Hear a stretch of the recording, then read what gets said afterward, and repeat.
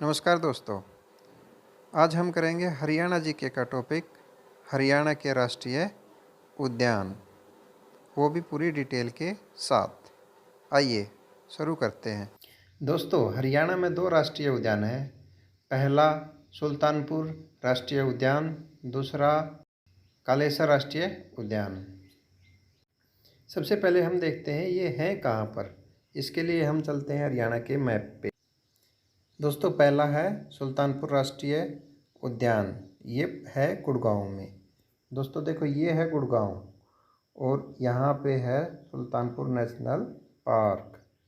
दूसरा है कालेसर राष्ट्रीय उद्यान जो है यमुनानगर में। और देखो, ये है अपना यमुनानगर और इस लोकेशन पे है कालेसर राष्ट्रीय उद्यान। आइए दोस्तों, अब हम इन्हें डिटेल से पढ़ते हैं। पहला है सुल्तानपुर राष्ट्रीय उद्यान। देखो दोस्तों, ये है गुरुग्राम, ये फरूखनगर। तो गुरुग्राम से फरूखनगर जाता है ये रोड, और इसके बीच में यहाँ पे ये है सुल्तानपुर राष्ट्रीय उद्यान। चलो इसे थोड़ा और जूम करके देखते हैं। देखो दोस्तों, ये है सुल्तानपुर गांव और इसी के नाम पर इसका नाम पड़ा है सुल्तानपुर राष्ट्रीय उद्यान। और ये है इसके साथ लगते गांव सैयद मोहम्मदपुर, संदराना, चंदू, जिनकी थोड़ी बहुत ज़मीन लेके इसका निर्माण किया गया है। चलो दोस्तों, अब हम आते हैं सुल्तानपुर राष्ट्रीय उद्यान के 2 महत्वपूर्ण कैरेक्टर्स पर। पहले हैं डॉक्टर सलीम अली, दूसरे साइबेरियन सार्स। पहले हम डॉक्टर सलीम अली के बारे में पढ़ते हैं। डॉक्टर सलीम अली एक पक्षी वैज्ञानिक थे जिन्हें अंग्रेजी में ऑर्निथोलॉजिस्ट कहते हैं और पक्षी विज्ञान को ऑर्निथोलॉजी कहा जाता है। इनका जन्म 12 नवंबर 1896 में बम्बई में हुआ और इनकी मृत्यु 20 जून 1987 को 90 साल की उम्र में हो गई। इनको 1958 में पद्म भूषण, 1976 में पद्म विभूषण प्राप्त हुआ। सुल्तानपुर राष्ट्रीय उद्यान को बनवाने में इनका महत्वपूर्ण योगदान था।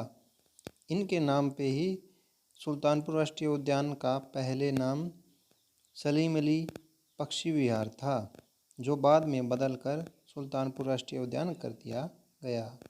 दोस्तों, इन्हें बर्डमैन ऑफ इंडिया भी कहा जाता है।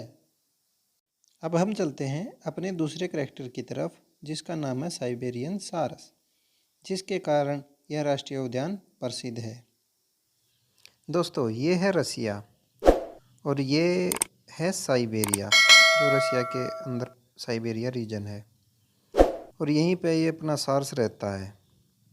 लेकिन सर्दियों के मौसम में अत्यधिक ठंड पड़ने के कारण यहाँ पे रहना इसका मुश्किल हो जाता है, इसलिए ये इंडिया की तरफ इस रास्ते से चल पड़ता है और इसमें से कुछ तो भरतपुर में चले जाते हैं और बाकी आ जाते हैं सुल्तानपुर राष्ट्रीय उद्यान में। और यहाँ सर्दियाँ बिताने के बाद ये वापस इसी मार्ग से होते हुए साइबेरिया चले जाते हैं। इसी कारण हम इन्हें प्रवासी पक्षी कहते हैं। एग्जाम में क्वेश्चन आता है, कौन सा राष्ट्रीय उद्यान प्रवासी पक्षियों के लिए जाना जाता है? तो आंसर है सुल्तानपुर राष्ट्रीय उद्यान। चलो देखते हैं ये कैसे बना। इसके लिए हम चलते हैं 1970 में। 1970 से पहले यह एकमात्र झील थी। 1970 में Peter Michael Jackson, Delhi bird watching society के सचिव, जिन्होंने उस समय तत्कालिक प्रधानमंत्री इंदिरा गांधी को पत्र लिखा और उन्होंने यहाँ पे पक्षी अभयारण्य बनाने की मांग की, जिसके फलस्वरूप सन 1972 में इसे पक्षी अभयारण्य स्थल घोषित कर दिया गया और इसका नाम पड़ा सुल्तानपुर पक्षी विहार। इसके बाद 5 जुलाई 1991 को डॉक्टर सलीम अली के प्रयासों से इसे राष्ट्रीय उद्यान का दर्जा मिला। इसे बहुत से नामों से जाना जाता है, जैसे सुल्तानपुर नेशनल पार्क, सुल्तानपुर राष्ट्रीय उद्यान, सलीम अली पक्षी विहार, सुल्तानपुर बर्ड सेंचुरी, हरियाणा का पहला इको पार्क। तो दोस्तों, इस प्रकार हमारा ये पहला राष्ट्रीय उद्यान हुआ समाप्त। नेक्स्ट करेंगे हम अपने अगले वीडियो में। धन्यवाद।